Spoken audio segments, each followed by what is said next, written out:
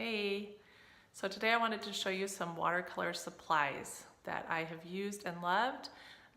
Some I use more than others, but I think this is a great, just basic guide to what to look for watercolor supplies. So here you go. Okay, we're gonna start with paper. So there's 3 different kinds of paper that you can choose for watercolor. The first one is called hot pressed watercolor paper, and it's a really smooth paper, kind of a velvety feeling paper. Watercolors tend to kind of sit on top of it a little more. It's great if you want like a really smooth surface. It's great for like hand lettering. If you want something more exact, this is a good one. It's really good if you use it with more of a dry brush technique than with a really wet, because like I said before, it tends to bubble up a little bit more, the water does, and kind of move around on the paper a lot easier. So that is hot press. And then we'll go to cold press. It's this one. You can see it's a little more textured. This is when you think of watercolor paper, this is usually what you're thinking of. It's a nice thick paper, and it just has a little bit of tooth to it. It soaks up pigment really well, and yeah, this is a good one. This is probably the easiest to find. You're going to find a lot of just your basic watercolor paper is cold press paper. And then the last one, this is just called, I believe it's called rough. And as you can see, it's very, has a lot of texture, and it soaks up, it's cotton rag, so it soaks up the water really well, and your pigment really well. It stays really bright on this paper. I usually buy this in sheets and then just cut it down for my needs. And it's also a good one. So that is paper. Next we're going to move on to paint. So first we'll start with pans. So when you think of watercolor, you probably first think of pans. That's just like the Crayola ones that we used in school. Pans are great options when you're just starting out. There's lots of great quality options for pretty reasonable price. These are my favorite ones to start with. They're by Winsor & Newton. They're just 12 colors. These are what I used to make this color chart. So as you can see, these 12 colors can turn into every color of the rainbow. So, so these ones are great. Obviously, they just take water. They're dry, and then you just add water, and you can mix them, and they last forever. I love pans because they're very portable. They're great for busy moms who have little ones, because you can just hurry and put them away and not worry about them. And they dry quickly and look great. So that is pans. Okay, the next kind are tubes. A lot of people don't know that watercolors come in tubes just like acrylics or oils. Tubes are great for large paintings, or if you plan to stay in the watercolor game for a long time, they're a great thing to have. With watercolor, a little goes a long, long way. So each tube holds a lot of pigment, which is the color in the paint. And so the tubes they tend to be more expensive. Like this very basic set, I think it was $35, which is pretty reasonable. And sometimes you can get it, like at Hobby Lobby, you can get them for half, the 40% off or whatever. So they end up being pretty reasonable. But anyway, the way that the tube works is just like any tube of paint. You open it up and you put it in, and that little tiny bit of paint should last a long, long time. The nice thing about tubes is you can make your own pan set with them. I don't have an example of that right now, but if you just imagine putting your tube into one of these things, it dries and it basically turns into a pan. And so that's kind of nice. It gives you a lot of paint that way. I'll show you. So it's right now it's very wet, and so really you don't even need water unless you're wanting to water it down a little bit, but it goes on really well. And again, like when this dries, you can just use it like you would a pan watercolor. Okay, so the second to last one, these are liquid watercolors. And this just is a brand that was at Hobby Lobby. There's all kinds of brands. I'll post some links on the blog. But these are really cool. So basically it's watercolor. It's just like tons of pigment, tons of color. And the only reason you would want to add any other water to it is to just make it a lighter color, but they are so fun to work with. So you can just load your brush and you've just got great color. So if I wanted to, if I wanted this to be lighter, I would just add some water to it.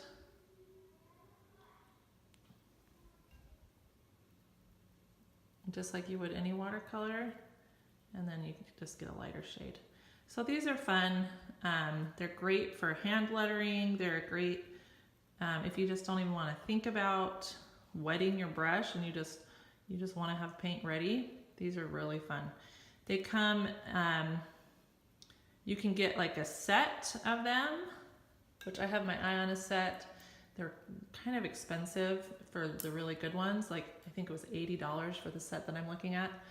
These ones are really basic. They're okay quality. They're not the best quality, but they're not the worst quality either. And I think I paid, I want to say $5 a piece for each one of these. And it's important to know as you're getting started, it's really tempting to go, to Hobby Lobby or the art store, and there's a whole bunch of options, and you'll see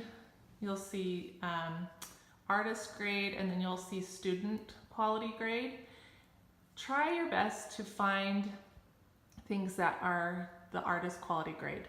You will not regret that. And even if it means that you only can buy, like here I only have four. There were tons of colors, but I just picked the primary colors with a gray to go with it, so that I could still, have fun with my watercolors, but I didn't spend a whole bunch of money. So I think that's my biggest piece of advice as you're getting started, is to just buy what you can afford, or I guess buy the best of what you can afford.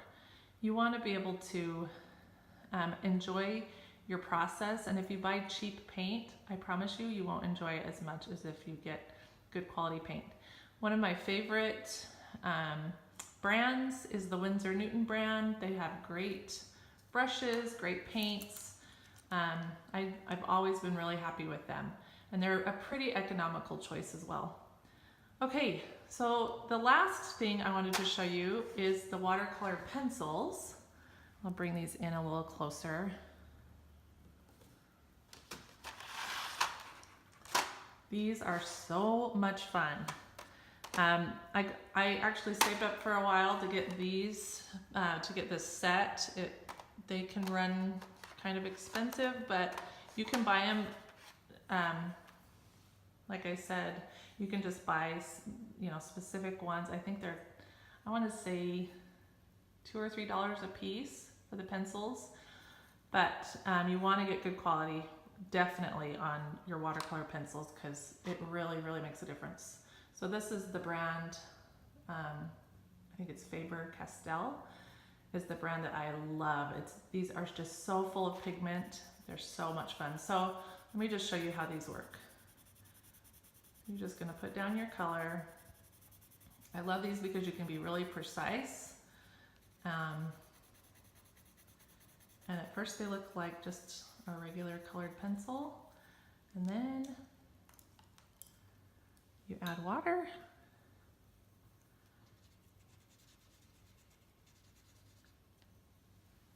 my brushes. I need to loosen up my brush a little bit here.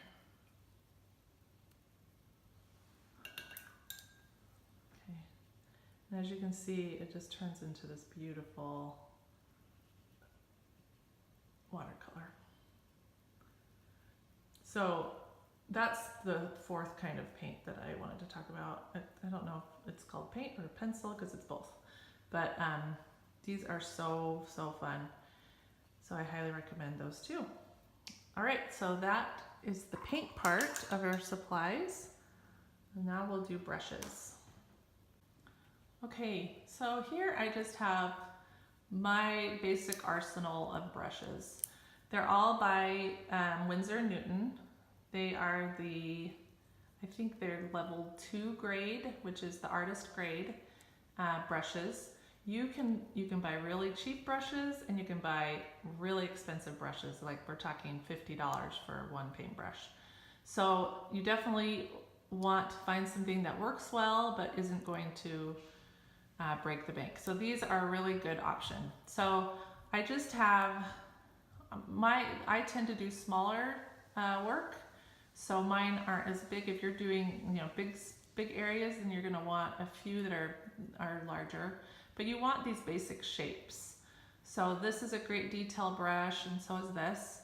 These are great for flowers, for filling things in. They're just overall just great, useful brushes. And then we've got a flat brush here, which is really good for your washes and covering large areas.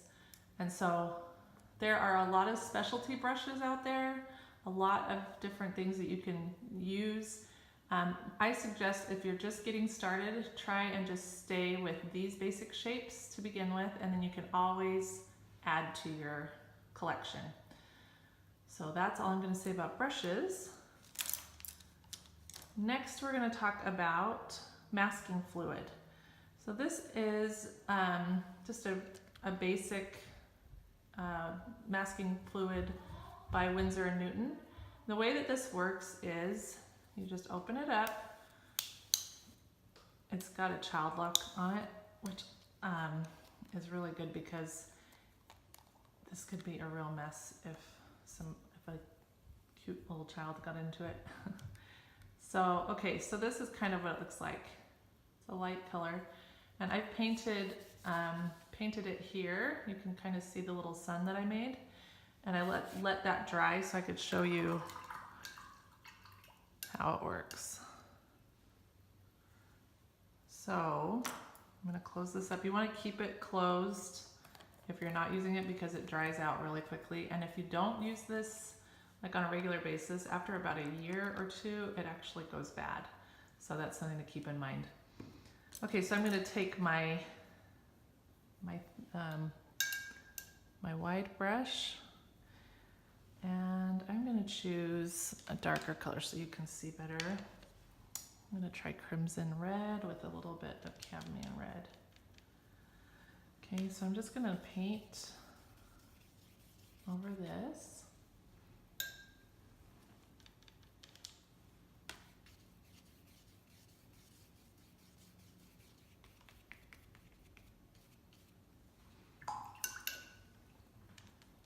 I'm going to turn it into nice cadmium red. Okay. So as you can see, the paint just bubbles up where the masking fluid is.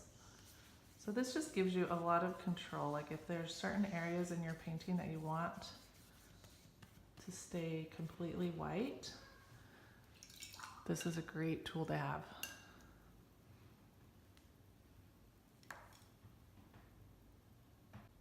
Okay, while we're letting that dry, I forgot to tell you about these brushes that I discovered, and I'll put a link to them. I got them on Amazon. They are so fun. So basically these have the water inside already, and then they come with, there's 3 of them, they come with different size tips.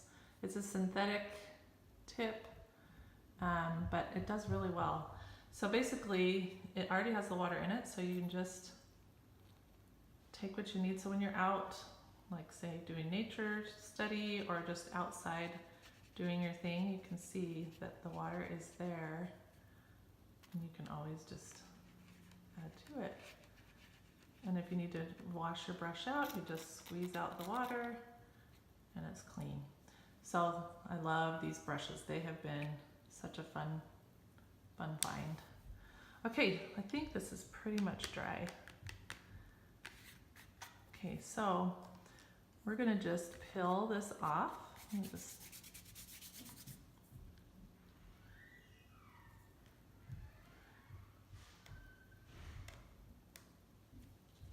the way you do it, it's kind of like rubber cement. That's what it reminds me of. It just kind of comes off. This is a cool little brush. I bought this, I think it was at Hobby Lobby or Michael's, but you use this side for your masking fluid, and then this side to just kind of get it off. But I end up using my fingernails on that side. It's good with the masking fluid. I almost forgot to say, it ruins brushes. So it's good to just have a dedicated brush for the masking fluid, and then as soon as you are done using it, wash that brush as soon as you can, because it really gets in there. Okay, so as you can see, it's just coming right off. I love masking fluid. It's really fun. You can do lots of fun things with it. There we go. Okay, have I covered everything? Oh, the last one is this. It's super pigmented acrylic. So it's not really watercolor, it's more of an acrylic that I like to use. I haven't opened this one yet though. That I like to use for just adding highlights. So you can do highlights with your masking fluid, but you can also just add. There's my husband, just got home. You can also just add it here. Let's just add a few more. So it's just nice to have, especially with watercolor, to be able to add highlights to whatever you're doing. And again, I'll put this on the website. I'll add this to the list of supplies. Okay, so I think that's everything. Just remember, quality over quantity, and have fun exploring, just trying things. Remember, there's no rules for this. This is fun, and just enjoy it. Okay, there's just a few more supplies I forgot to tell you about. So this is an important one, paper towels. I like to have those handy to just wipe off whatever excess water I have, or paint, just to make sure that all the pigment's out of my brushes before I use another paint color, so that I'm not muddying up my colors. So these are really handy. And then you probably saw this in the back, but a nice big thing of water. You don't want like a little tiny cup of water. You want something where you have lots of space for that, for all the pigment to get out of your brushes. It's really easy to get muddy pictures. That's only a good way to say it. It just looks muddy. It doesn't look as bright. And the problem is usually that the brush is not cleaned out enough. So give yourself a nice big thing of water to clean out your brushes. And then the last thing is masking tape. This is great to just put around the borders of whatever you're painting. If you're doing like a full picture, then this is great to have to mask just the sides of your picture. So masking tape's a great thing to have. And that's all I can think of right now. If I think of anything else, I'll add it to the blog post. But I hope that was helpful, and I look forward to seeing what you do. Please share whatever you're working on. I would love to see it.